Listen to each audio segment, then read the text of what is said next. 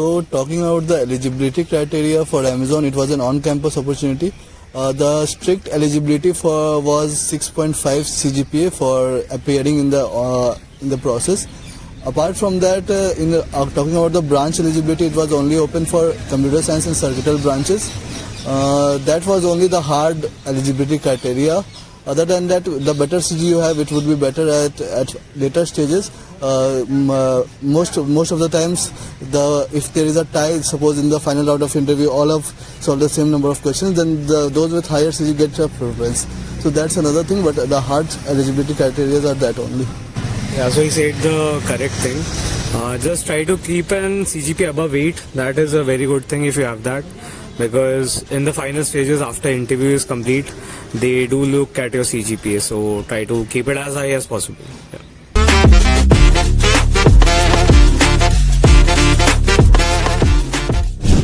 So we appeared for the software developer intern position, and the process involved, first of all, obviously the superset onboarding, applying through the resumes.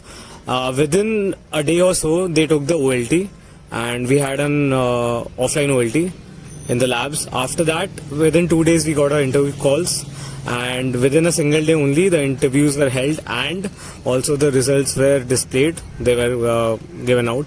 The interviews consisted of a single round only, and mostly it was 2 DSA questions, and it could be either medium or medium hard difficulty. Yes, I would like to elaborate more about the OA process. So the OA was held at the NLSC labs, and there were 2 parts in the OA. One was the DSA part and one was work style assessment part. So the DSA part was more or less easy. They were easy medium questions, so many people were able to answer that. So the differentiating factor became the work style assessment. So it is very important that you give the work style assessment in a proper way. It's like behavioral questions, some HR based questions. So there are 16 Amazon's leadership principles. So if you learn about leadership principles, if you read about them and you try to give your answers in accordance with those leadership principles, that will help you get past that behavioral round or work style assessment round, and that will help you get to the interviews. Just one point. He mentioned about the work style assessment. Just try to keep your answers consistent throughout, because they do repeat the questions. So if you go here and there, you might miss the call. So just be consistent with that.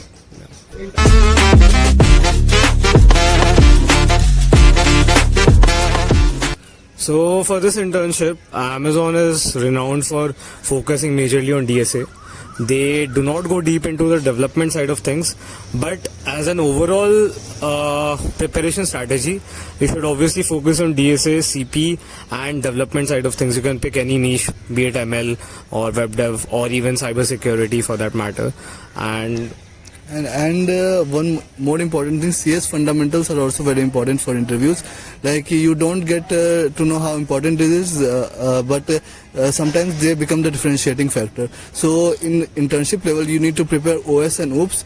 These are the only things which are asked in the during the internship time. So you prepare them. There might be few questions. Like for me, there were few questions from CS fundamentals. There were 2 DSA problems in the interview. Some questions about the projects and a few HR questions. So in that 1 hour interview, everything was covered. So it's better if you prepare everything. But the main focus should be on DSA.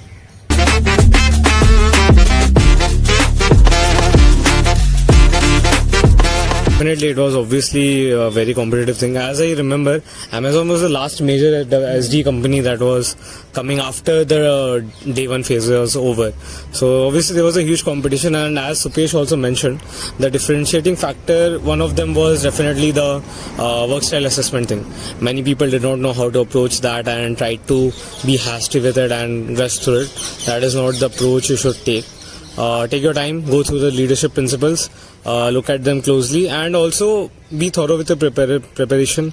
That's all that matters. Yes, so that's mainly Umesh has covered everything. So obviously, as it is a major company and it was in the starting phase, and many students haven't got an offer yet, so the competition was definitely high. But as he said, with some differentiating factors like CS fundamentals and work style assessment, you can ace the interviews.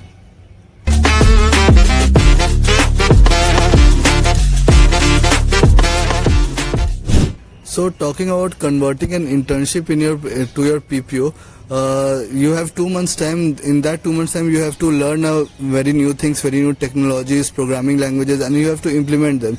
So you need to be fast, and so you need to learn a lot of things, and you have to you need to present your best work in those 2 months of time, because your work is one of the major factors which helps determining whether you get a PPO or not. Other than that, you should have good communication with your manager and mentor, as they are the ones directly involved with your success. So if you have any doubt or anything, you should directly ask your mentor or any of your team members. They will be happy to help, and you will also get to know their expectations about the project, so that you can deliver better. Anything you'd like to add? And yeah, obviously work is important. Apart from that, try to build a good relationship with your peers around your team, because at the end in Amazon they also have a hand, because they will review you based on your work apart from your mentor and manager. So you have to build a good rapport with them also, and you can do that by picking tasks that are aligning with their tasks as well, so that you get a chance to work with them. There are cross-team collaborations. I think Supesh also had one of those, so that's a very good thing to add if you can do one of those. I would like to add one more thing. As the leadership principle is very much emphasized even during your internship phase, and even after your placement, and even in the PPO conversion step, it is an important deciding factor to see how much the student have adhered to the leadership principle. So try to demonstrate all the leadership principles in your time during the Amazon, as that will be considered while you're taking the decision for your PPO.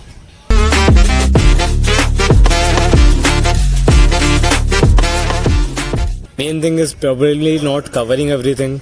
Then you have not covering everything deep enough. Like as we mentioned, for Amazon, you need to have a good base of data structures and algo. So if you don't have that, that's a setback.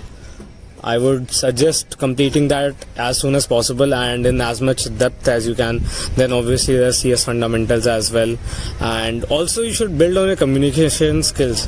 I think if you are good with that also, that does give you some bonus points. So as you said, DSAs are important. Like some students do a very big mistake, like they focus on the CP till the last day or so. Like they keeps giving contest, solving problems, and try to improve their CP skills. But DSAs are important, like especially solving the sheets like Striver sheets and 450 DSA sheets are important. So you should try to focus on these things when you are approaching the interviews. Like 1 or 2 months before the interview, you should start solving these sheets, as these are those problems which comes many times in the interviews, and thus there is high chance that your interview question might be similar to one of those questions. So it's better that you focus on DSAs during the last days, and there are many topics like binary trees and heaps which are not covered in CP. So although CP and DSAs are mostly common, but there are some things which are important for interview point of view, so you should prepare especially for DSA in the last few months. One thing, since you asked about preparation, one thing that people miss out while doing the work in the internship would be probably the development side of things. Knowing how to push code, knowing how to revert changes, knowing when to do what, the git command especially, that is a very important factor as well. I would suggest learning that.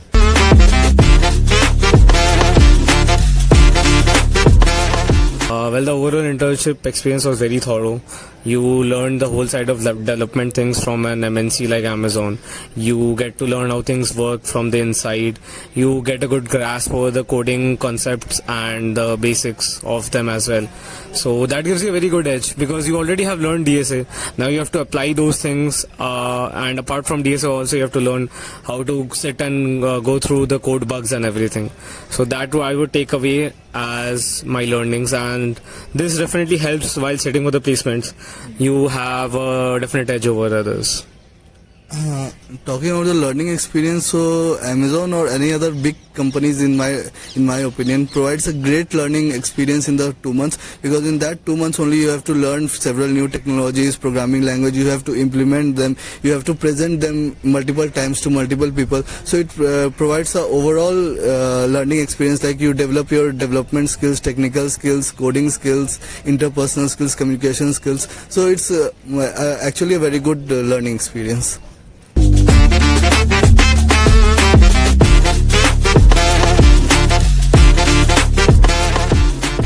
So talking about resources, as Umesh said, CSE is a very good problem set. It has different problems divided section wise, and every problem covers a different concept. Like there is no two problem which can be solved using the same concept. So it is a very good problem set. It helps improve your DSA and overall CP and problem solving skills. Apart from them, some good resource I'll talk about. There's a contest about in AdCoder, that's AdCoder DP contest. It's a very good contest for increasing your DP skills and getting good at DP. It increases the difficulty step by step and helps you ace at DP. Other than that, anything you would like to add? I personally followed the Geeks for Geeks articles. I'm a big fan of those. Also puzzles as well, because during placement season you have to be complete with everything. Also the CS fundamentals things which Supesh talked about. The GFG articles have a complete and well put forward articles about those, so you can go through them. You can, in your free time, whenever you have the time, you can just sit and go through them. That's a good thing to do so.